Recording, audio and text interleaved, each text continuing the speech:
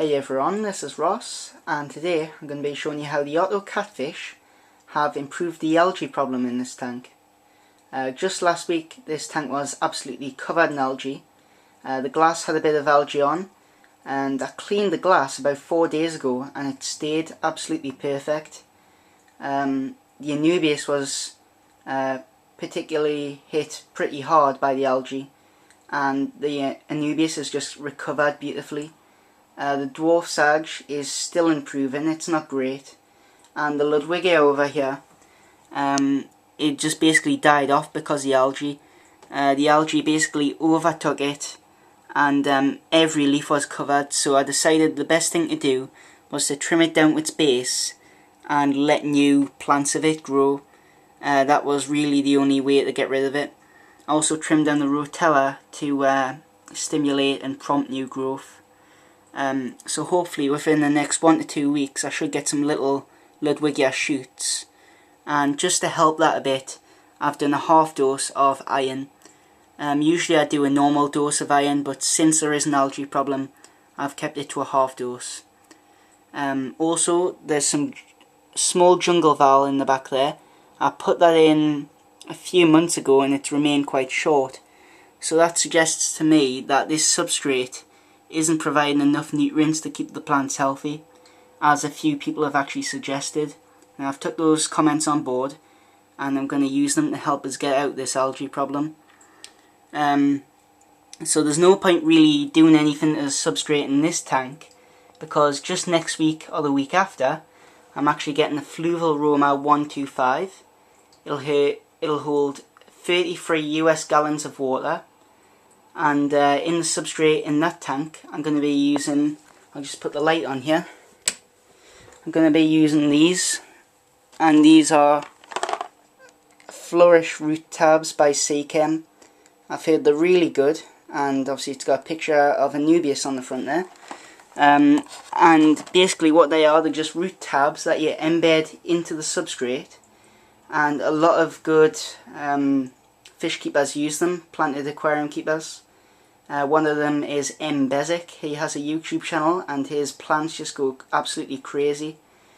So really I should have been using this fluorite sand in conjunction with those Flourish tabs to really get the plants growing. So I think that's the main problem with this tank. I've been dosing too many liquid fertilizers and I haven't had enough fertilizers in the substrate. I've also learned from Dustin's fish tanks that plants actually absorb 4 to 40 times the amount of nutrients through the substrate than they do from the water column.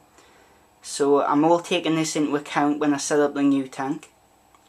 And I'm going to salvage the last healthy plants from this tank in about a week's time to use in the new tank. I'm also going to be getting a lot of new plants. I'm going to be getting rid of these T5 lights, they've been nothing but trouble. And the new tank comes with 2 T8 strips, and when this tank actually had T8 lights it did really well and I never had any algae issues.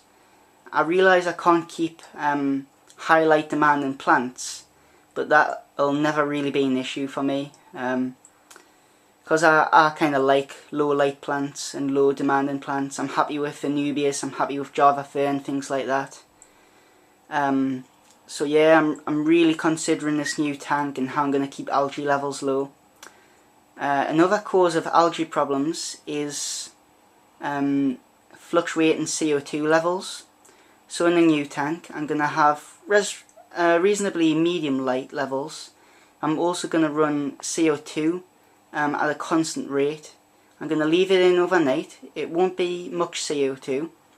I have tried CO2 before and it didn't end badly at all. The plants loved it.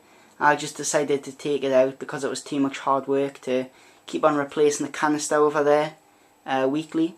I'm going to use my own CO2 recipe and see how it goes. I'm going to keep you updated on that. As I mentioned, the substrate will be sand. I'm thinking about getting rid of this or putting it underneath the new substrate. So the new substrate will just be brown sand as it looks more natural. And as I mentioned, I'm going to be using root tabs. So now I'm going to show you the great work that the auto catfish have actually done. If you look at this Anubias here, you can't see any algae on those leaves. The only leaf that's got a bit of algae on is that one right there. I might actually cut that one off because that one is kind of dying anyways. But the rest of the leaves are just absolutely great. Less than a week ago, this Anubias was just covered in really dark algae and it looked very unattractive. Same with this Anubias. This has got a little more algae on, those two leaves there, but the rest of the leaves seem pretty good. And I think the reason why this one's cleaner than that one is because the Otto catfish like to hide back there where it's dark. They don't like to be out in the open lights. And this Anubias is quite shaded, whereas this one's more in the open. So in the new tank, I'm going to be putting these Anubias plants kind of in the shade. And they don't really need highlights anyways. There's actually an Otto catfish down there. You probably can't see it. It's just scratching around under that Anubias there. That white kind of streak.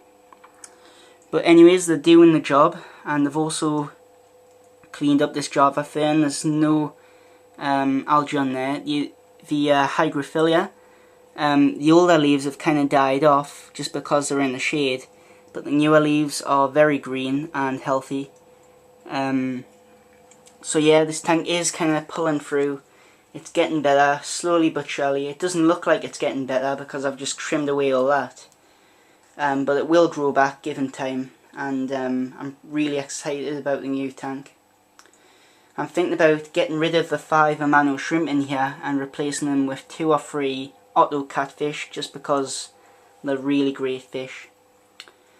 So yeah, the Otto catfish have been doing a great job in here, and I'd highly recommend anyone with a small algae problem to try them out. If your tank's completely overrun with algae, I wouldn't recommend getting fish to sort out your problem. You really need to stop having the lights on as much and stop dosing as much fertilisation. So now I'm going to talk a little bit about the new tank. I'm actually going to plan to aquascape it properly, buy good materials, grow the plants really well based on all my experience of this tank. And it's going to be really sad to see this tank go because I've had this for a little over a year now, and I've had this for the entire duration of making videos. So I've learned a lot from this tank. A lot of people have had input in this tank, and I'm thankful for that. I thank everyone who's left a comment and contributed to the channel, and I've took every comment into consideration. So now I'm going to show you the main centerpiece of the new tank. This is the main piece of driftwood which I'm going to use in the new tank. It's actually 2 pieces of driftwood put together. This one is out of the old fighting fish tank. It's slightly discoloured because it's been in the tank a few months. And this one is a fairly new piece. I got this only about a month ago, and actually got it for the new tank because I was considering getting a new tank then. But then I put them together and realised they made a kind of nice tree root effect. And it's pretty big if you compare it to my hand. So that's just going to be placed slightly off centre in the aquascape. Maybe tying a Anubias there, and a Anubias down there. I might have some dwarf hairgrass or dwarf sage down here. Maybe Riccia fluteans. Some narrowleaf Java fern up there. I've still got some narrowleaf Java fern down here. It's stayed really healthy. I'm so happy that it stayed this healthy in these low light conditions. But Java fern is a low light plant, so I've got plenty of that.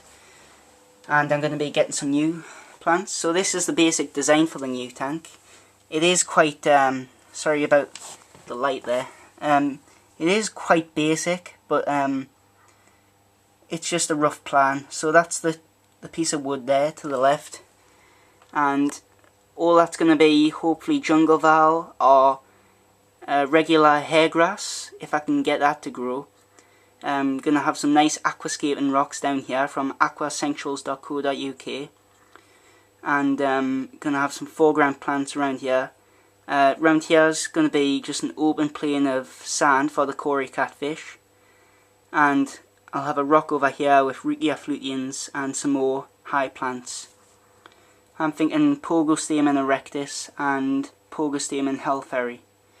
So yeah, pretty excited about the new tank, and I'll keep you updated in the coming weeks.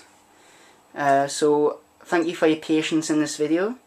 If you liked it, then I'd really appreciate a like. Thanks a lot for watching.